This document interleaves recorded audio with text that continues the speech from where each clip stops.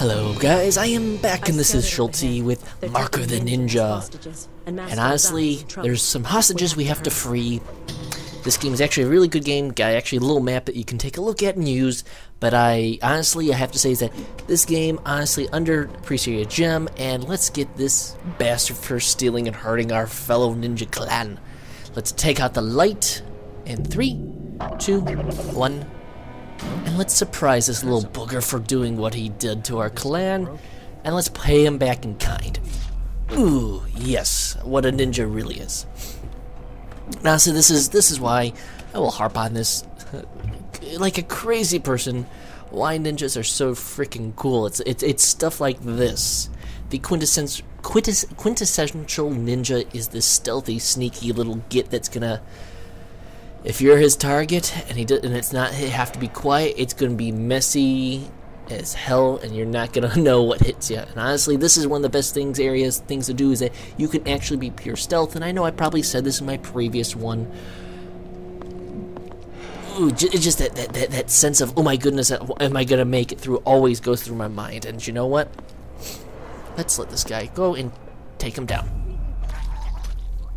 as messy as possible, and we gotta hide the body. This is kind of like Splinter Cell's side that I love about it, that you have to hide the bodies and you gotta think what you do. You can't just leave bodies and move on, where some of these stealth games do it and they kind of don't let you. If you take a body out, a target out one way, you can't take him out, you can't move the body. And this is, let's sneak over and good night. Ooh, honestly, it's a satisfying game that honestly rewards you for planning out your kills, planning out your attacks, and not just ignoring any problems that may crop up, honestly. And also, it promotes the idea of not just stalking your prey, but also planning ahead. Recon is one of the most important things in any stealth game, and this game really does it right. When they give you a task and an objective to do, they don't just go, okay, kill them and sneak in, here's your straight linear game. This game leaves it open for several different moves, several different ways to engage.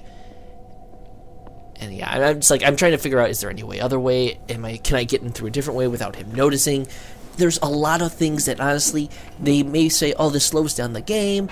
And yes, it does slow down the game, but it slows the game down so you're not just rushing through and you go yoink and slash and dash. But they force you to think your way through the problem. By surprise. Good.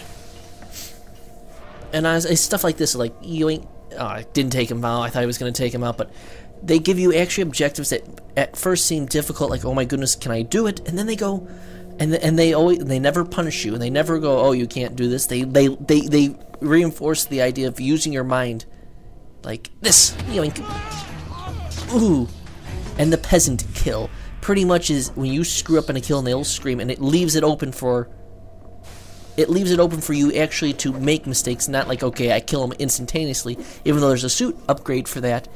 That's kind of what I like, is that that the punishments they fit for you are kind of equal to the screw-ups, that if you really screw up, you do deserve what happens to you. And that's kind of why I've always liked stealth action games that do this right. And this is a game that does it right. That this is what I feel that AAA development studios need to look at. I mean, look at it. I mean, other than a beautiful art style, I mean, it may be following the ideas of Shank, but there's color to it, which we've been feeling the pain of that. But honestly, and yoink, plop, and yoink. And listen to this. Not this part, to the next part. Whoa. Your own character, even the enemy's characters, just nominal little things. Notice that they have noticed that you've taken out your partner, their enemies. Even just little things. It actually has some focus on AIs to make you think, how do I take this guy out? Do I take it? And or do I just work around it? I mean, they focus on all these little things. They make it, I was going to say easy, but they make it so you have to think. You can't just kill people randomly. You have to plan out your kills, and you also have to think, do I have enough room here? Can I hit this angle? I mean, beautiful ideas that, honestly, I seriously never would have thought in video games, especially for stealth. Because, honestly, I've had so many problems with stealth that they follow such a weird logic. This one makes it plain, clear, and simple, where you can't fuck it up unless you're not paying attention and looking at the screens, which I adore that they did something like that, because games forget this. That there's stuff, you cannot just spring stuff on them and expect the consumer and a player to get it. And that's why I always love these type of games, that they really push you to think and not to mess up. And honestly, I'm disappointed that I can't not kill every single person. Ooh. Oh, I'd hate to be those enemies. But honestly, that just sounded painful, dropping it. But they overwhelmed us. And honestly, they even open it for you using terror tactics in this game to mess with your enemies and freak them out. I mean, that's something I never would have thought them to do. And honestly, ninjas themselves, yes, are better than pirates. I don't care what you say. Johnny Depp did not make pirates good. That's all we know from pirates. Pirates were not that good. But it's ninjas that actually actually we should be fearing more than ever. Ninjas are the ones that are actually the coolest ones, and will always in my eyes be the coolest ones. And I mean, hell, even look at this. It looks like a little painting or a comic book behind there. I mean, such a well done art style that is actually consistent. And also the other thing was with these games, especially with just these games in general, stealth games, there's aesthetically pleasing stuff, and it follows the same basic idea. It doesn't jump from spot to spot, and they slowly throughout the whole game give you more tools, but they also add more challenges, and they don't make it like, oh, we're adding more challenge just to be a jerk. They actually add the proper amount of challenge and give you problems that you can solve, and then when you do multiple playthroughs, they can really hit you up from a different angle, and they know that what we have to do, it's just, you got to give people tools, and you got to slowly bring them into it. And those final levels in this game are really hard, and I don't want to ruin it for you. I'll let you see it while I see it, because this game is one of those games that you cannot...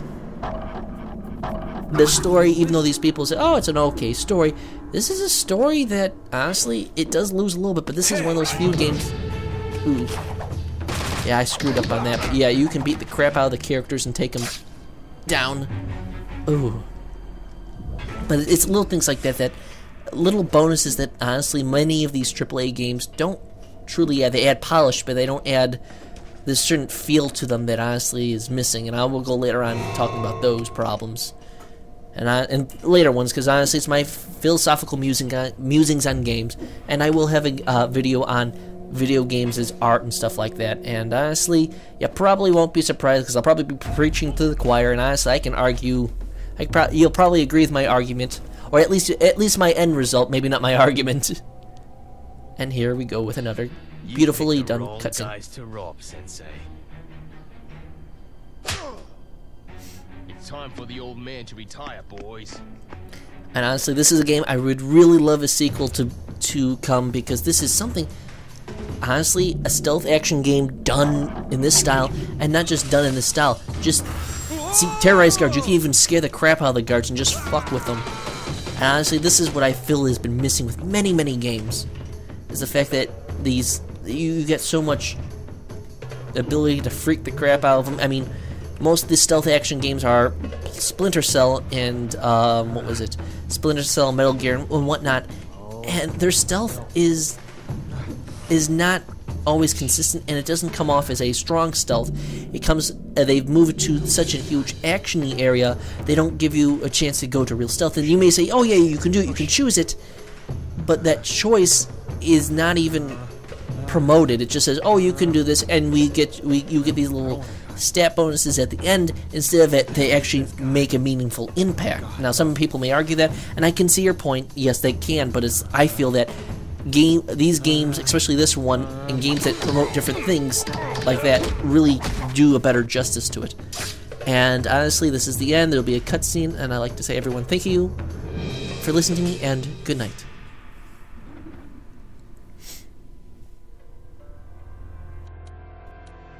For centuries we have stayed hidden.